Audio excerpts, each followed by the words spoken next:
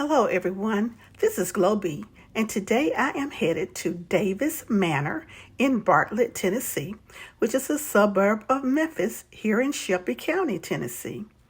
Now, Davies Manor is the oldest home in Shelby County.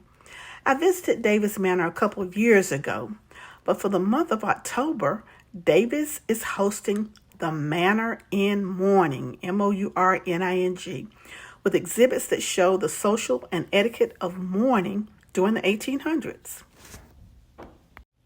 Now, the neighborhood that I'm driving through is near the mansion is known as Davies Plantation, and it is an upper middle class neighborhood near Davies Manor.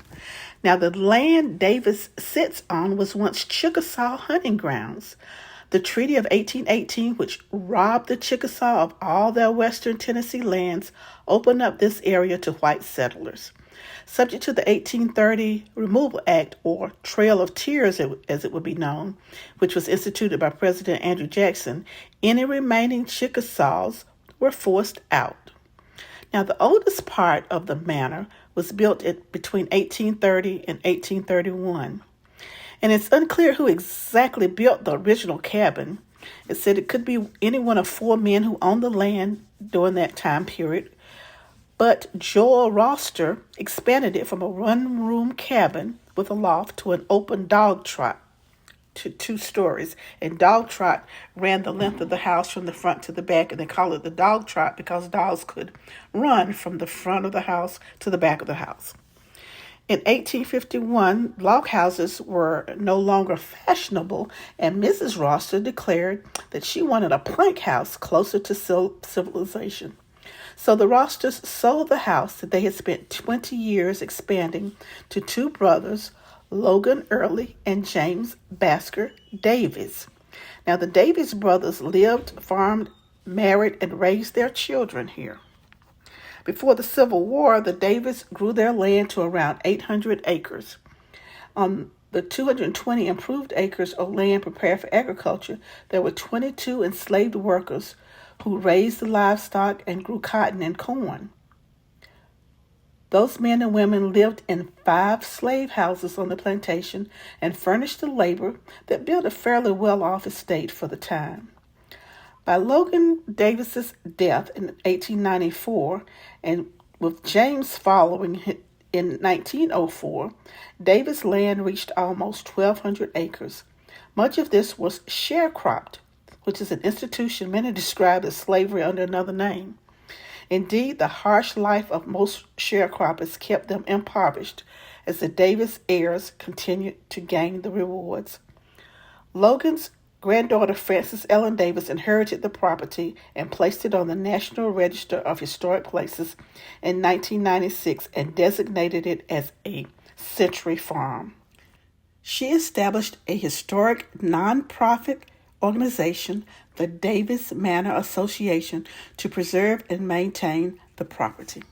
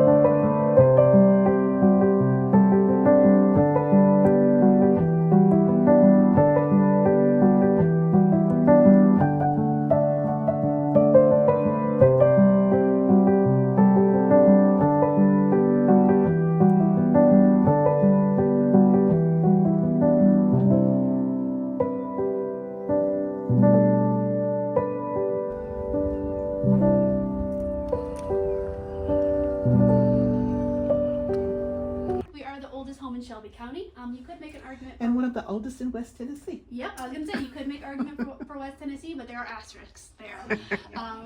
So here we're in the dog trot. So when we're talking about the dog trot, this was the dog trot. either end would have been open to the air. So it would have been enclosed in about the 1950s. Before that, you have the breezeway through the middle, the shade overhead, making it the coolest room in the house. It's where people would sit, want to do as much work as they possibly can, where dogs would run around through whenever they need to cool down as well, giving it its name, the dog trot. Wow. Then onto the walls here, we had the Davies family who did live in the house. The Davies weren't the first family to live in the house, but they were the last family to live in the house. It was two brothers, Logan Early and James Baxter. They lived in the house and farmed the land together, which is a little unusual. You didn't usually get two brothers living in the same house, farming the same land at the same time. One of the reasons we like to joke that it worked is because they were never married at the same time. But this door, fireplace right there, a loft overhead, that's the boys' room, and then one window. So one of these main openings would have been the one window that was in this one-room cabin. So that would have been about 1830, 1831. We don't actually know the original person who built this cabin. We have guesses. Those three men owned the land around the same time period, but we don't have historic proof we can point to. Yes, that is a Springfield rifle, late 1800s. Wow. That is really the extent that I know about it, because I don't really do guns. I'm more of a textile person. But yeah, so this, we don't really know who built it. We have guesses, but we don't have historic proof we can point to and say this person definitively built it. So we can't say to what degree slave labor played a part in building this one room. It would have been very, very likely though, because if people were coming to this area, they generally were coming to start a cotton plantation at that point. Exactly. We can say, however, that for the rest of the log cabin and then up to the dining room, there would have been slave labor involved because the Royster family who took it from this one room to the dog trot did own about 23 enslaved people. Sorry, I lost my train of thought there. They owned 23 enslaved people. Yes. So yeah, we don't, right now we don't have it set up to look like a one-room cabin. We have it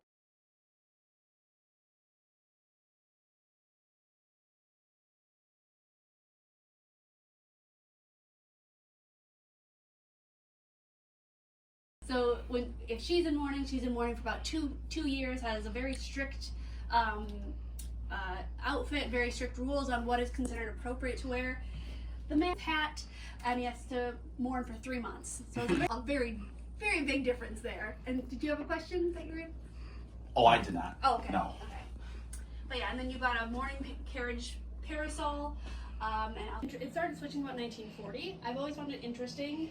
There's a theory that there is no way to prove it, like no historical study you could do, but it was suggested that the reason it started switching is because Hitler used pink triangles to design homosexuals in the Holocaust. Oh boy. There's really no way you can prove that, but it's an interesting idea. Yeah. Wow. But yeah, pink was supposed to be close to red, and red was supposed to be a masculine color, so pink was for little men.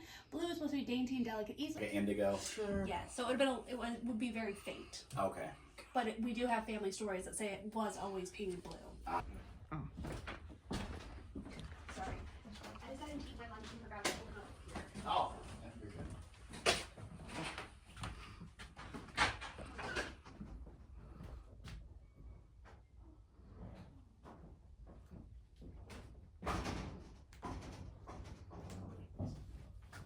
Go with we it. call this the doctor's office. Any questions on anything you've seen here? So Davies must have delivered a lot of babies there. We have a good The he kept, forceps. yeah. Wow. Yeah. We have the records of one of the doctors. Yeah. And it's interesting to go through there because you get a lot of people saying, "Hey, come! I just feel bad. Can you come tomorrow and check me out?" And you get some people who are saying, "Come right now," and you get some people who are saying, "Here, I'm giving you this quilt because I can't pay you." Goodness. And it's interesting. Well, now I know what Vanderbilt is in Latin. Well, and then also, so they. Okay. Oh, makes Sure. sense. Yeah. Even still then, Yeah. it's pretty impressive. Cool. Very nice.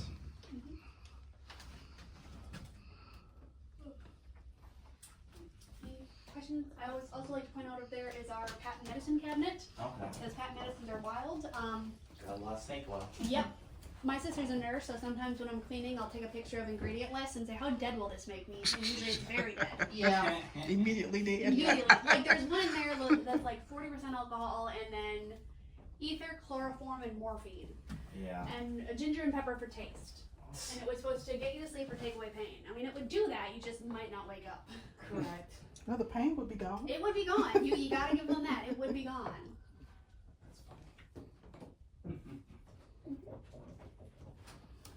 Wow. Right here where this is sort of Yeah. comes out a little bit, then goes wonky above. You good? Right You're good. here I'm is not. I where didn't our get you. roof line was. So originally this would have been the roof line. So it would have come out there. If you see the hole on either end, there would have been a banister across there, so the floor probably would have gone out to right there. Would have been a ladder there. Could have crawled up the ladder, crawled in, gone to sleep, crawled down in the morning. Then they raised the roof when they. Here for a long time. Well, at least for the first 20, 30 years. Yeah, for the first 20, 30 years, definitely. And then Until once the Civil War. yeah, and then once you get into, you could say it was the most rurally. Yeah. Once you get into city, that's when it starts getting bigger. Yeah, of course not. And put it in there, and then you make daub. So it actually breathes with the wood. So in the middle of summer, it contracts and takes in all that humidity, and then in the winter, it expands, contracts. That's the way it works. And so it's one of the reasons the house still survived. Yeah. It's You want not, the house to breathe. you did this. There were people who did this like on order Yeah. though. So if you cut your wife's hair, you could take it to her and have it all be braided into a necklace. Or Well, that was at work at Thomas Wolf's hair. That must have been kind of lucrative. it would have been very lucrative. Yes, Because that's hard. it's very. Virginia, who's our collector, she thinks that they had forms that they used and then they could like slip it out. Sure. But she just can't figure out how. Yeah. And for a lot of the boys' hair back, they would grow their hair out until they were like older and keep the baby locks. Yeah, that's a lot of times when you have this. Like this would have been a woman's hair. Yeah. Sure. And this probably would have been men's hair, some men's hair where it's just little pieces here That and there. makes sense. Yeah. I'll also point over here, we actually have lacrimatory. So lacrimatory are tear vials. Whoa. Tear vials. These two right here are lacrimatory.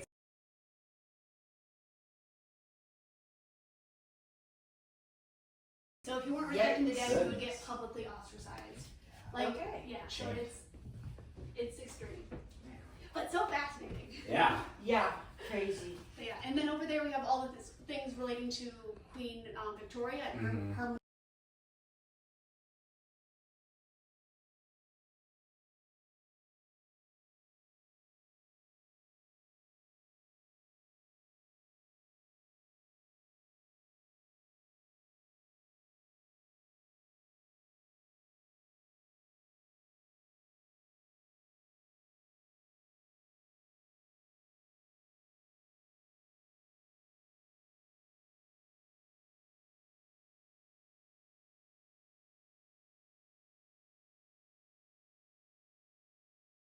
The tear thing. I mean, I can't believe the tears. So any other questions on anything you see in here, mourning or?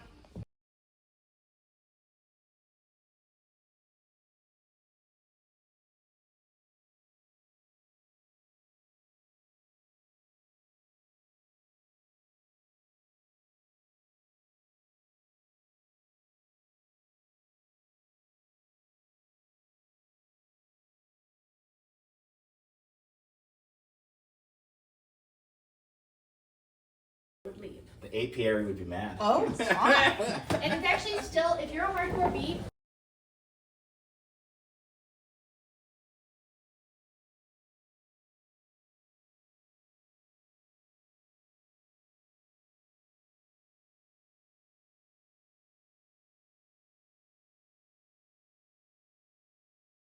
more. Like, He loved his wife. he did. It was just, it's so sweet. Oh, gonna make me cry. I know. I'm trying not to read the whole thing, so I'm like, I'm gonna like tear up. Is this him? Yeah, That's yeah. him? She did the research and she found the pictures of them. Ooh.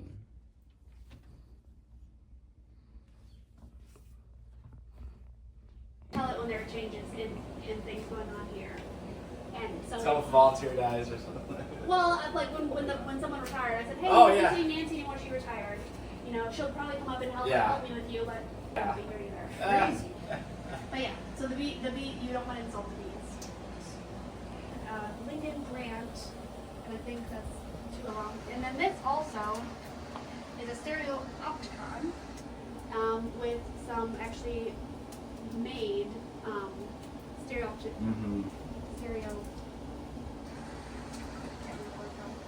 But yeah, so they're very cool to look at if you would like. And then we do have one more room for our first tour, and then I'll restart you guys. I'm coming. I like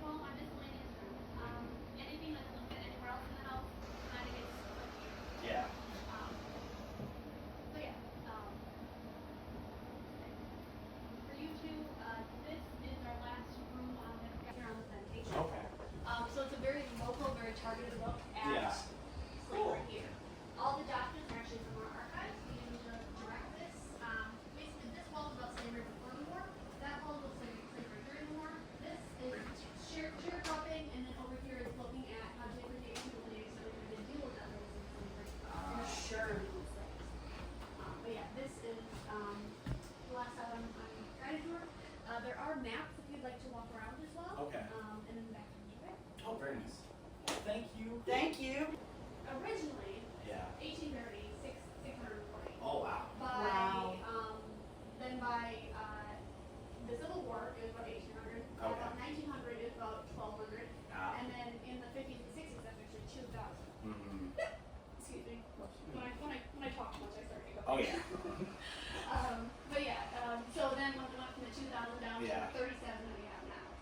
Okay. But yeah, I'll let you finish off the tour for them. Thank you. Thank you. Yeah, thanks for coming. Alright, so let me restart you guys. Alright.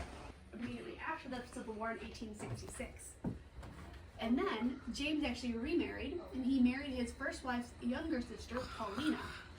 Paulina and he were married for about 2 years, and then they were divorced, which is a little unusual in 1867. But Now, we which would- one is that? This would be Paulina. Holly. Okay. Yes. So Pauline actually, the reason they got divorced is because we would say that James would have PTSD, but they just called him dangerous and disturbed. But as Pauline said in her divorce proceedings, no woman of good character would stay married to him. So she got her, basically the whole neighborhood came together and said, yeah, she needs a divorce, give her a divorce. So she got her divorce, she got her freedom, and she got all of her property she brought to the marriage returned to her. And it worked out for her because she actually married one of her. Sorry. So yeah, sometimes you get in the ruts and then you get lost for a minute. It was made around 1850. So this would have taken years of work to make this whole thing. So basically, you would have taken any old clothing you had, any old bedding, anything you had that was fabric, torn it into tiny strips, and then woven it into this type of rug. This would have taken a lot of time, and this would have been done by Davies women as well as possibly enslaved women. It was very common for even if an enslaved woman spent all day in the fields or all day in the house to have quota bread, sewing to do, possibly even weaving to do. Waiting, I'm sure. They are, and they're like, oh, open door, let's go. Brandon, you didn't. It has nothing to do with us historically. It's just now that it's part of my collection, I can't get rid of it. Okay.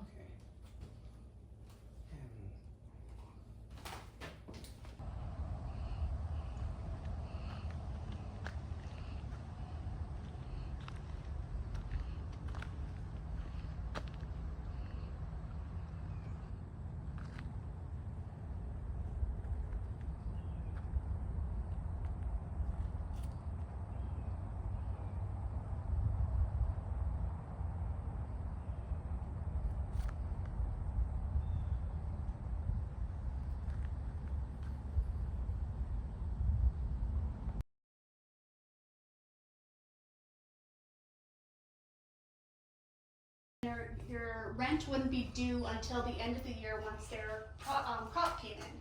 So all year, they wouldn't have cash, so all year they'd go to the commissary associated with that plantation and buy on credit. So they'd come in, buy what they needed to be recorded on the ledger book. And at the end of the year, they sell back the cotton they grew, and they hoped that what they grew equaled out their rent and what they spent at the commissary. Generally, it didn't. The landowner set the rent, they set the prices in the commissary, so this whole system was made to keep people in debt. A lot of historians call it slavery under another name. It's just economic rather than literal. Exactly.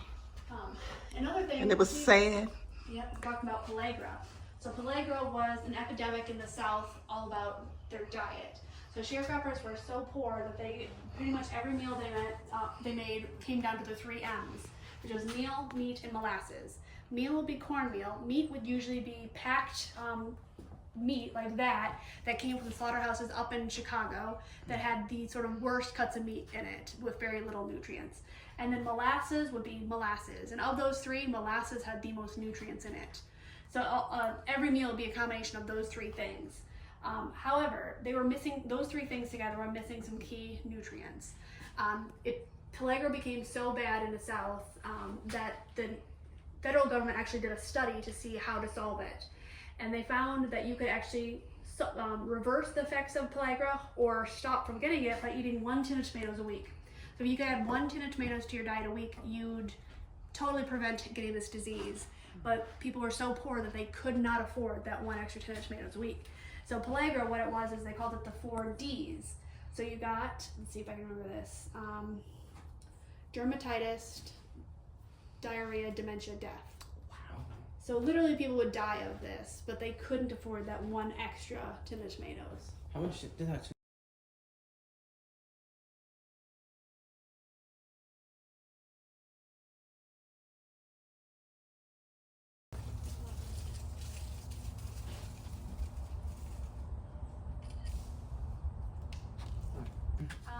Because it is difficult to get grants, so we want to make sure we can preserve it until we need to restore it. But yeah, this would have been his house in the early 1900s to about 1960. But he had a kind of nice house.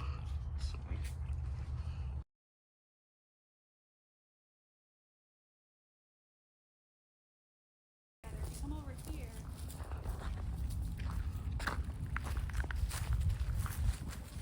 Look right here, you can see one actually growing. Oh, right there. So this is a walnut and an oak tree. And these are actually marriage trees. So it's common practice that when you're getting married, you planted 2 trees of different types right next to each other so that they could grow together like your family's going to. So these 2 are marriage trees that 2 people planted when they got married. Never heard of that before. Wow. You know we could do this. We've got 2 sets on the property.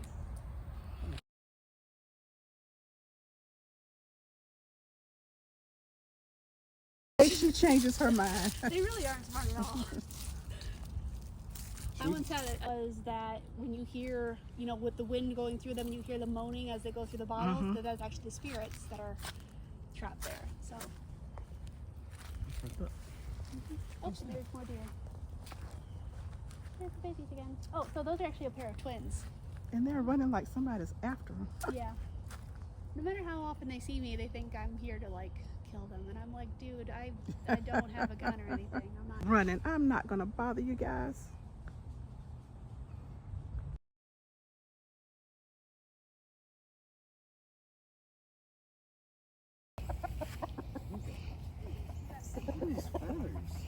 They're beautiful. See, they know this. Okay, so grab a handful. So you can do this 2 ways.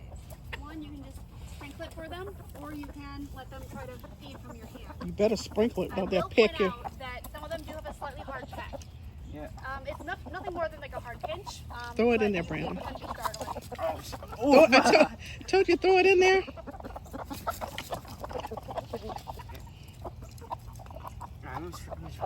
All right. Ooh. I told you. Did it hurt? Like I said, it can be a hard pinch. I hope you enjoyed this tour of Davies Manor. There was so much more information given. It was a great history lesson for my grandson, and I also learned a lot. Our docent by the name of Kat was so full of information and energy. If you're ever in the area, this is a great place to visit. Check their website for the times they are open and for pricing.